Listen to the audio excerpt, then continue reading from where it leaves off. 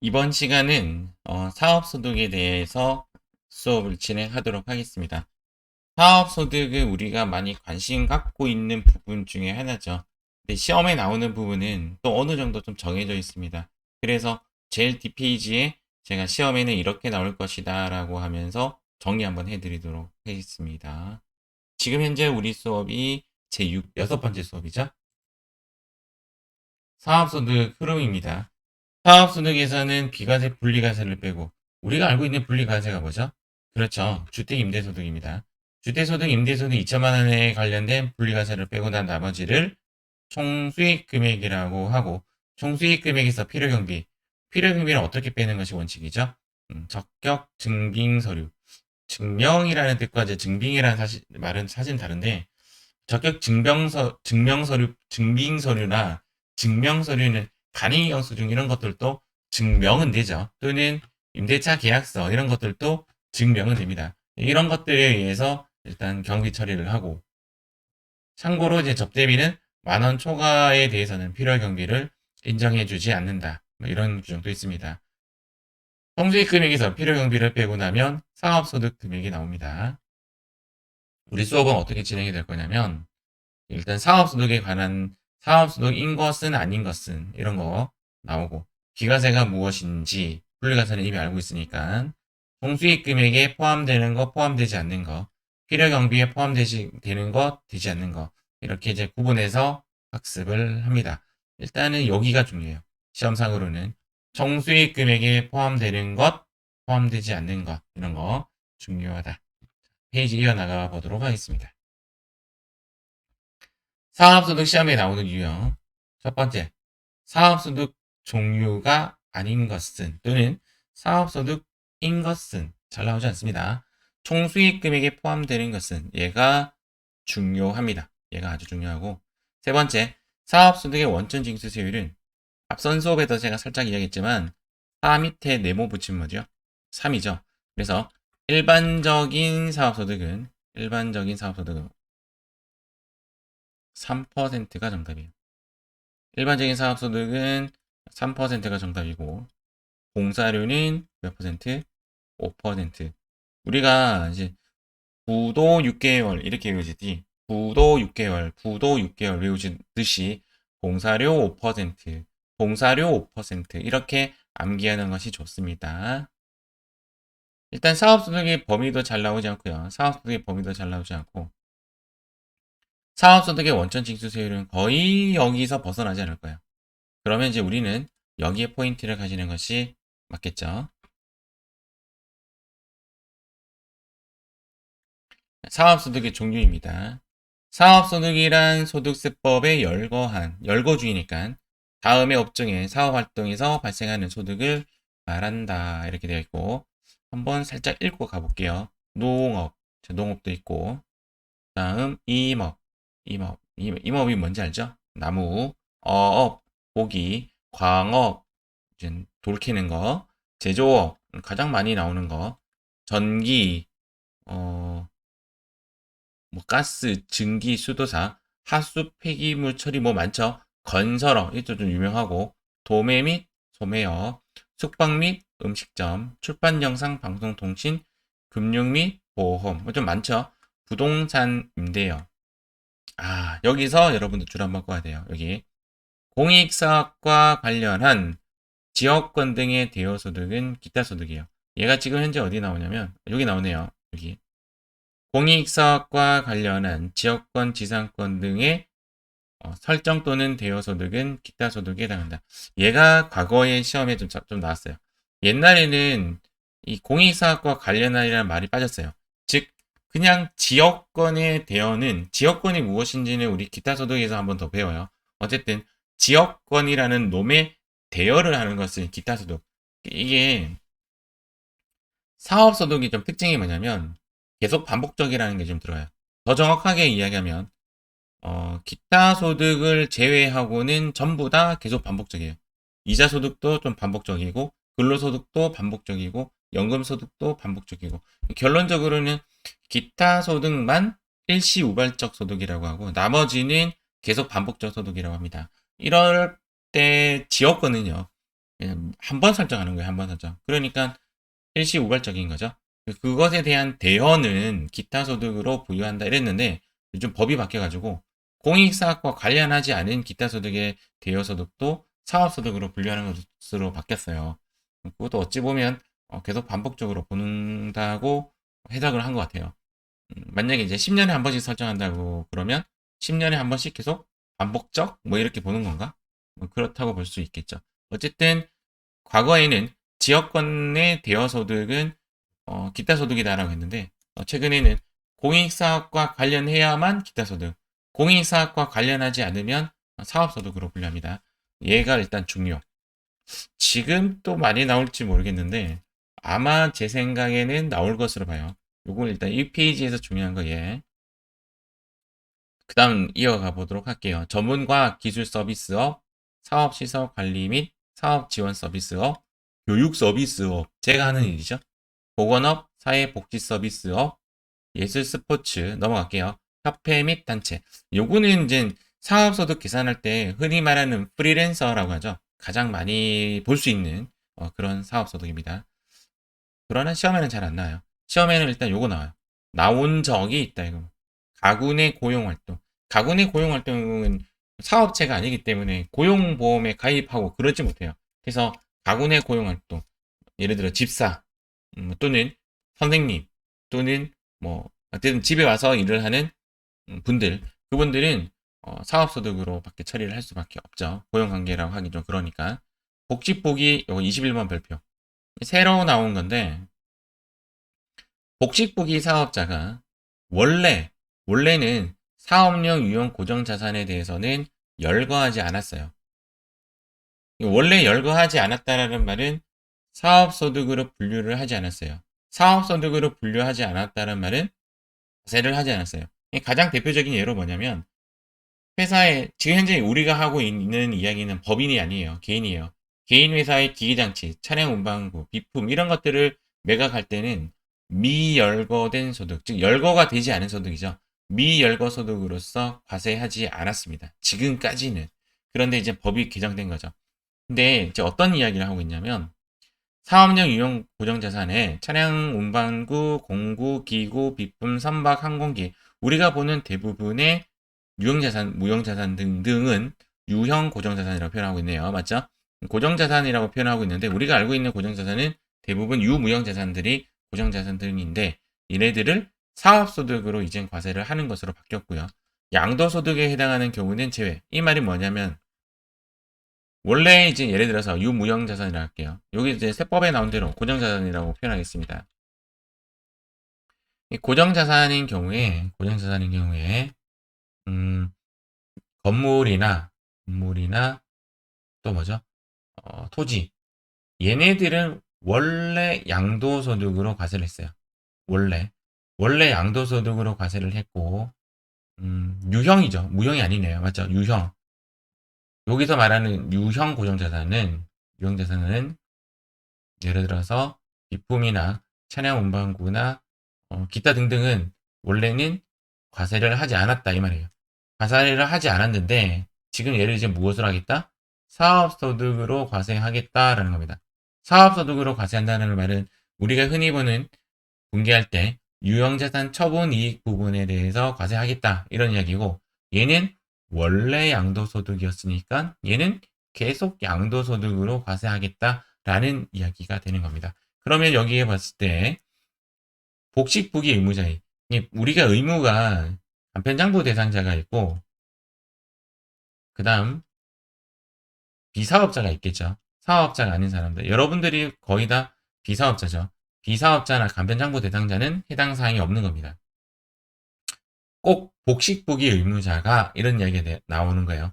복식부기 의무자가 사업용 유형 고정자산을 양도할 때는 기존의 양도소득에 해당하는 경우는 기존의 그대로 양도소득으로 과세를 하고 그렇지 않은 나머지는 사업소득으로 과세하겠다. 이런 이야기입니다. 이런 이야기. 이 페이지에서는 이제 중요한 것만 이렇게 체크해 보면 제가 이제 얘는 지금 강조 안 했어요. 이렇게 강조를 할 수가 있습니다. 이렇게 강조. 이제 이 부분 한번 보도록 할게요. 이 부분. 이 부분이 크게 중요하진 않을 것 같은데 예, 어떠한 자격증 시험 문제에 조금 자세하게 나온 적이 있어서 제가 이 부분 조금 정리 좀 하겠습니다. 뒷페이지에 있죠? 음. 위에 거는 이야기했던 거. 사업소득에서 이제 10억 원 이하에 대해서 이야기입니다. 10억 원이 이하 부분에 대해서는 일단 먹는 거. 먹는 거는 과세하지 않아요. 즉, 10억이 넘든 10억이 안 넘든 간에 일단 먹는 거는 과세하지 않습니다. 다만, 먹는 거 이외에 이제 뭐 꽃이나 뭐 이런 것들, 꽃 우리가 먹진 않잖아요. 맞죠? 그런 것들은 10억 이하는 과세를 하지 않으나 10억 넘어가게 되면 고도득 작물 재배업이라고 해서 과세하겠다라는 의지를 밝혔어요. 그리고 이렇든 저렇든 간에 내가 예를 들어서 판 차리고 물건을 판다면 이렇게 판을 차리고 여기에 올려놓고 이제 물건을 팔게 된다면 얘기해요. 그런 경우에는 도소매업으로 간주하고 모두 다 과세를 하겠다. 이런 이야기를 하고 있습니다. 이렇게 거꾸로 다시 한번 볼게요. 거꾸로 가면 작물 재배업 중 곡물 및 기타 식량 재배업은 과세를 하지 않는다로 나왔죠. 맞죠? 그 중에 10억을 따지는 거죠. 10억 부분에 대해서는 이하는 비과세이고 넘는 것은 과세하겠다라는 의지를 갖고 있습니다. 시험에 나올까라는 좀 의심을 할 수가 있는데 일단은 이 정도의 그냥 한번 드러나 봤다 정도로 넘어가시기 바래요. 우리가 사실상 소득세법은 너무나도 외울 게 많아요. 너무나도 외울 게 많으니까 어떤 식으로 가야 되냐면 계속 반복적으로 들으면서 묻어가는 형식의 학습이 중요하고 얘를 외워야 되겠다 싶은 것은 반복적으로 그 단어는 조금 외우는 게 좋아요. 그런 면에서 이런 부분에 대해서는 이 부분은 외운다는 것보다는 아 이런 게 있구나 한번 드러나 봤어 라고 하고 넘어가는 정도. 머리에 모든 것을 다 담을 수는 없잖아요. 맞죠? 비과세 사업소득. 간단하게 제가 CX라고 적어놨는데 다음의 소득은 비과세 대상이다. 1번 한번 읽어보겠습니다. 농어민이 부업으로. 부업 반대가 뭐죠? 주업이죠. 농어민의 주업은 농사와 고기 잡는 것이 주업인데 부업으로 할 수 있는 게 뭐죠? 이런 거죠. 가장 대표적인 게 민박이죠. 축산, 양어, 고공품 제조, 뭐 깎고 이렇게 하는 거겠죠? 그다음 민박. 우리가 이제 농촌에 이제 하룻밤 자러 가는 거. 민박을 전문으로 하는 회사를 이야기하는 것이 아니에요. 말 그대로 부업으로 음식물 판매, 특산물 제조, 전통차 제조 등에 의해서 연 3천만 원 이하의 농가 부업 소득에 대해서는 과세하지 않겠다라는 의지. 수도권 밖의 읍면 지역에서 소득 금액이 연 1,200만 원 이하의 전통주 제조. 전통주 제조를 1,200만 원 이하 한다는 말은 돈 벌 목적은 아닌 거죠. 그냥 만들다가 옆집에서 좀 팔아주세요 하니까 뭐 그렇게 팔았다라고 보시면 될 것 같고 조림 기간이 5년 이상인 임지의 임목을 벌어서 생겼는데 그 소득이 600만 원 이하이다. 돈 벌 목적이 아니라 그냥 키우다 보니 너무나도 잘 키워져서 그냥 팔았는데 600만 원 정도 받았다. 뭐 그렇게 보시면 될 것 같아요. 논밭을 작물 생산에 이용하게 함으로써 인하여 발생하는 소득. 이 이야기는 좀 다른데 논밭을 작물 생산에 이용하게 함으로 인하여 발생하는 소득. 누구를 이야기하는 거냐면 땅 주인에게 하는 이야기예요. 땅 주인이 예를 들어서 논밭을 작물 생산에 이용하게 하게 임대를 한다면 그 부분에 대해서는 과세하지 않겠다라는 의미예요. 왜요? 했더니 만약에 그 땅에 대해서 세금을 많이 과세하게 되면 농부나 또는 논밭을 작물 생산이니까 농부겠죠. 농부에게 그 세금을 전가시켜요. 전가시킨다는 말이 만약에 세금이 10만 원 떨어지면 농부에게 임대료 10만 원 더 받는 격이 돼요. 그런 거 하지 말라는 뜻이겠죠. 땅 주인에게 세금 전가를 방지하기 위해서 이런 제도를 갖고 있다 정도로 보시면 됩니다. 아까 했던 이야기죠. 작물 재배업에서 발생하는 소득으로서 해당 과세 기간의 수익금의 합계액이 10억 이하인 소득. 그렇죠? 이게 먹는 거면 금액 차이가 없고요. 안 먹는 거면 10억 이하에 대해서는 비과세이다. 이런 이야기고. 연근의 내수며 어로어업으로 얻는 5천만 원 이하의 소득. 이 금액을 다 외울 것까지는 없을 것 같아요. 느낌상 이런 소득은 돈을 벌 목적으로 크게 한 것이 얘는 돈 벌 목적으로 한 것 같은데 5천만 원과 3천만 원 좀 차이 나지 않습니까? 1,200만 원과. 어쨌든 국세청에 이런 의지가 있으니까 세금을 과세하지 않는구나 이렇게 생각하고 넘어가시기 바랍니다. 일단 이 부분은 시험에 안 나온다 생각하고 패스 이렇게 하셔도 될 것 같아요. 네, 지금까지 어디 했냐면 이제 비과세까지 했어요. 비과세까지 했고 시험에 잘 안 나온다. 사업소득에 대한 종류 했고 비과세 했고 지금 이제 분리과세는 우리 이미 알고 있는 사실이죠. 주택임대소득 2천만 원에 대해서는 분리과세이다 이렇게. 그다음 필요경비 뭐 이런 것이다 아까 설명했고요. 자, 이번에는 이제 총수익 금액으로 넘어가겠습니다. 이 총수익 금액의 결론적으로 정의는 뭐냐면 사업소득에서 비과세, 분리과세를 제외하고 나면 나오는 결과물이 총수익 금액인데 네, 총수익 금액인 것은 아닌 것은 이라는 문제예요. 크게 어렵지 않습니다. 딱 이 부분만 보면 이해가 가요. 사업수익 금액 우리가 흔히 말하는 뭐죠? 매출액이죠. 매출액에 대해서는 과세하지 않는다. 총수익 금액에 들어간다. 다만 우리 흔히 말하는 매출 삼총사라고 그러죠. 매출 외누리, 매출 환희, 매출 할인 얘네들은 뭐죠? 전부 다 매출에서 직접 차감하는 친구들이죠. 매출에서 직접 차감하는 친구들은 당연히 총수익 금액에서 제외되는 것이 맞습니다. 그런데 시험에 나와요. 이거 좀 기억하시고. 거래 상대방으로부터 받은 장려금. 거래 상대방으로부터 받은 장려금. 이게 뭐예요? 흔히 말하는 수당이죠, 수당. 이런 이름을 우리는 수당이라고 해요. 내가 어디에서, 저 같은 경우에는 어디 업체에 가서 또는 어디 학원에 가서 또는 어디 강의하는 자리에 가서 강의를 하고 강사료를 받으면 이런 것이 되는 거죠. 거꾸로 내가 누구에게 내 강의를 좀 의뢰를 맡기면 그 사람에게 돈을 지급하겠죠. 그런 것은 경비로 인정이 됩니다. 돈을 받으면 총수익 금액에 포함되는 거고 돈을 주면 경비로 인정이 되겠죠. 당연한 거예요. 굳이 외워줄 필요 없을 것 같고. 자, 여기 네 개는요. 이 글자가 포인트예요. 이 글자가. 이게 어떤 이야기냐면 위에 거부터 한번 볼게요. 필요 경비로서 지출된 이라는 이야기예요. 필요 경비로서 지출됐다라는 말은 마이너스 처리했다라는 거죠.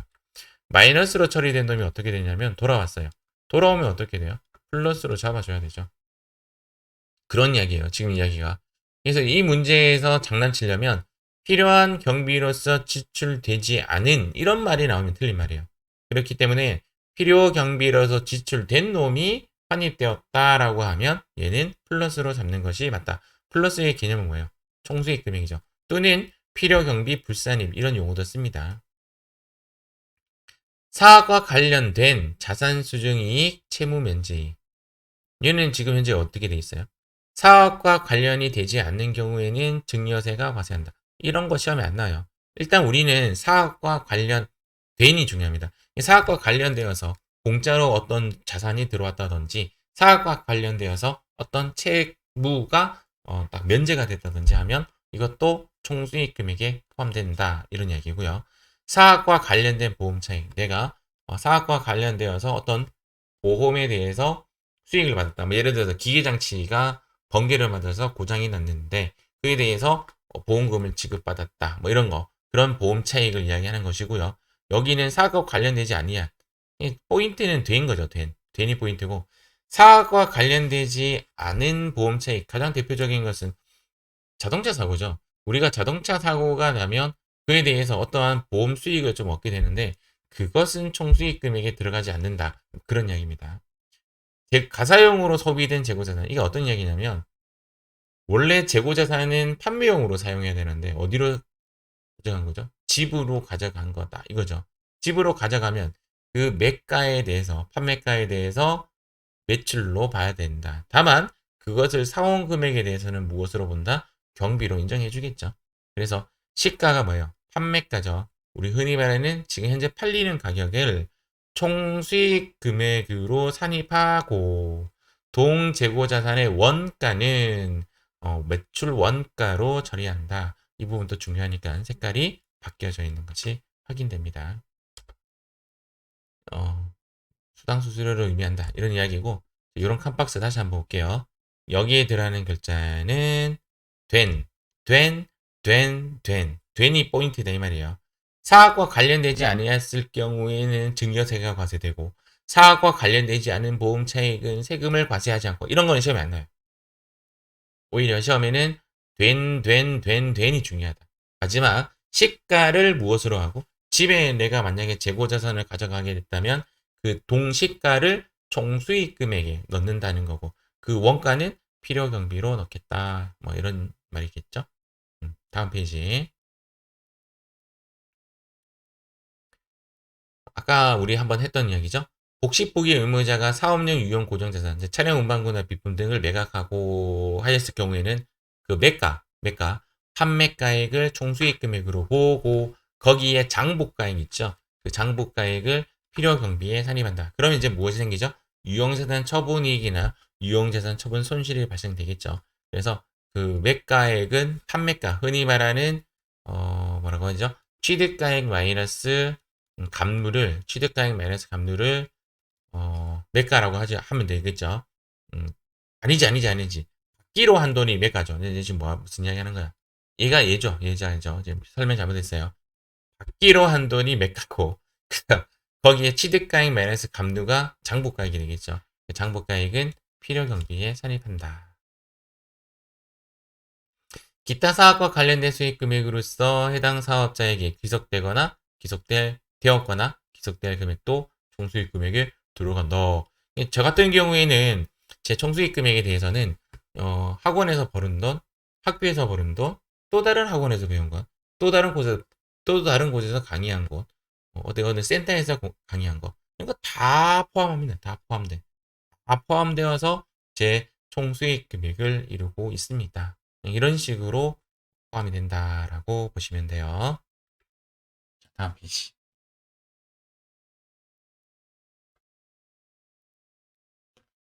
지금까지 우리는 이제 총수익 금액에 관련된 이야기 했습니다. 총수익 금액은 총수익 금액에 들어가는 거, 안 들어가는 거 이렇게 구분했는데 이에 반해서 필요경비 쪽에는 생각외로 시험에 많이 나오는 부분은 아니에요. 한번 읽어볼게요. 사업소득 금액을 계산할 때 필요경비는 해당 과세기간의 총수익 금액에 대응하는 이게 어떤 얘기지? 총수익 금액에 대응하는 뭐 이런 글자를 쓰고 있네요. 비용으로서 일반적으로 용인되는 통상적인 것에 합계액으로 한다 이런 표현을 하고 있고 해당 과세 기간 전에 총수익 금액에 대응하는 비용으로서 여기도 이런 말을 쓰고 있네요. 총수익 금액에 대응하는 비용으로서 과세 기간 때도 마찬가지고 과세 기간 전이라도 마찬가지다 뭐 그런 이야기입니다. 그 과세 기간에 확정된 것에 대해서는 그 과세 기간 전에 혹시 필요 경비로 계상 설정하지 아니한 것만 그 과세 기간에 필요 경비로 본다. 이런 말을 하고 있는데 말이 조금 어렵죠. 살짝 한번 보고 갈게요. 살짝 이 부분. 총수익 금액에 대응하는 이런 거는 일단 시험에 안 나요. 예를 들어서 상품 매입이 한 개 있었어요. 만 원짜리를 10개 매입했다고 가정하겠습니다. 그러면 그러니까 만 원짜리를 사와서 한 개에 10만 원씩 판 거예요. 만 원짜리를 사와서 한 개에 10만 원씩 팔았으니까 기대되는 매출액은 100만 원이죠. 9만 원에 대한 차익을 봤다라고 보고 이건 얼마이냐. 자, 다시 한번 정리 한번 해볼게요. 상품 매입이 한 개에 만 원씩 했고 10개를 사왔고 거기서 지금 현재 3개를 팔았어요. 그럼 이익을 얼마로 봐야 되냐. 뭐 당연히 풀어주셨겠지만 총 매출은 얼마죠? 30만 원. 필요경비 얼마죠? 필요경비 3개에 대응시켜야 되잖아요. 그러니까 3만 원이 되겠죠. 그러니까 이익은 27만 원이 이익이 되는 겁니다. 간혹 얘를 10만 원이라고 계산하시는 분이죠. 매입가를 다 넣는 경우. 얘는 총수익 금액에 대응하는 이 말에 잘못된 이야기예요. 총수익 금액에 대응하는 말은 틀린 말이고 이런 식으로 하셔야 돼요. 이런 식으로 계산하기 위해서는 어떻게 해야 돼? 이런 거죠. 공개를 할 때 한 개에 만 원을 10개 매입했다라고 하면 차변에 상품 10만 원, 대변에 현금 10개씩 3개 팔았다고 하면 상품 매출 30만 원, 현금 30만 원. 이렇게 되면 얘는 이제 손익계산서로 흘러 들어가게 되고 얘는 재무상태표로 흘러 들어가니까 이런 식으로 표현이 돼요. 현금 빼고 현금 계산 빼고 틀렸죠. 여기에 얼마가 들어가야 돼요? 3만 원이 들어가야 되고 상품 얘도 틀렸죠. 3개 나갔으니까 얘가 7만 원이 돼야 되죠. 그래서 우리는 무엇을 하죠? 결산이라는 것을 합니다. 이 결산을 어떻게 하는 거예요? 자, 이런 식으로 하는 거죠. 결산. 대변의 상품 3만 원, 차변의 상품 매출원가 3만 원. 이렇게 분개를 하게 되면 어떤 식으로 되는가? 얘가 매출원가에 3만 원이 들어오게 되고 27만 원 바뀌고 얘는 3만 원이 나가게 되는 거니까 7만 원이 되겠죠. 이런 식으로 우리는 결산 분개를 하게 되는 겁니다. 이 부분은 제가 지금 포인트는 이거예요. 총 수익 금액에 대응하는 이라는 말 때문에 제가 이 부분에 대한 설명을 조금 한 거고 시험에는 이런 부분에 대해서는 나오지 않을 겁니다. 이번 제6강은 여기까지 하고 이어서 제7강에서 뵙도록 하겠습니다.